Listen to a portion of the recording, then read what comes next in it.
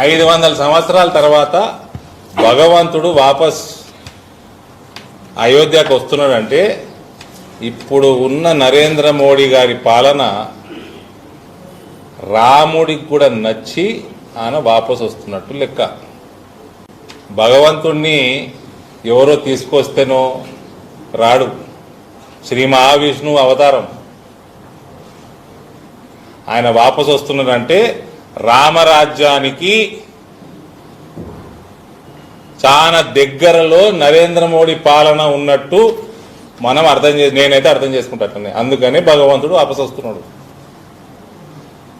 22 జనవరి తర్వాత పూర్తి రామరాజ్యమే. ప్రతి హిందువు కోరుకోవాల్సింది రామరాజ్యమే. ఈడ ప్రతి దేశవాసి కోరుకోవాల్సింది రామరాజ్యమే.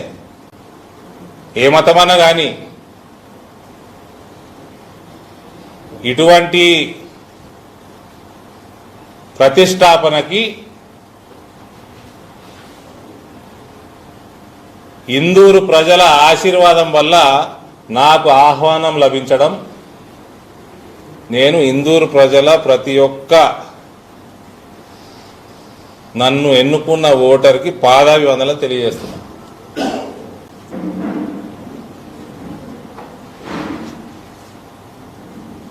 ఆహ్వానం వచ్చింది. 21 నాడు పోతాము, 22 నాడు దర్శనం చేసుకుంటాము, తెల్లారి వాపసు వస్తాము. దీనికోసం ఇందూరు పార్లమెంటు ప్రతి ఒక్క అన్నదమ్ముడికి అక్క చెల్లెలకి నా పాదాభివందనలు తెలియజేస్తాం. మీరందరూ కూడా మీ మీడియా ఛానళ్ళ ద్వారా 22 జనవరిని దీపావళిగా చేసుకోవాల్సిందిగా, ప్రతి ఇంట్లో దీపాల వెలుగుతో ప్రతి ఇల్లు నిండిపోవాలని నేను మీ అందరూ కోరుతా ఉన్నా. పటాకులు అయితే దీపాల కంటే ఎక్కువ అమ్ముడుపోతున్నాయట.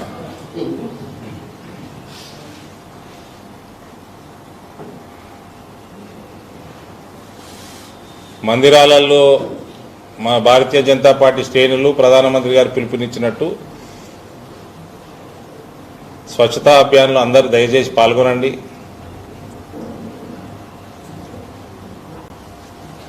రామరాజ్య స్థాపనకి నేటి నుంచే మనం మిగిలిన జీవితం అంకితం చేసుకుందాం. మీడియా ఛానల్ కూడా దయచేసి 20 సెకండ్ని ఒక పండగ వాతావరణంగా మీరు ఉగాదికి, దీపావళికి, దసరాకి చూపించేదాని కంటే ఎక్కువ చూపించాల్సిందిగా కోరుతా ఉన్నాం. అన్ని మందిరాలు ఎక్కడెక్కడ వైభవంగా పూజలు, సర్వీస్ ప్రోగ్రామ్స్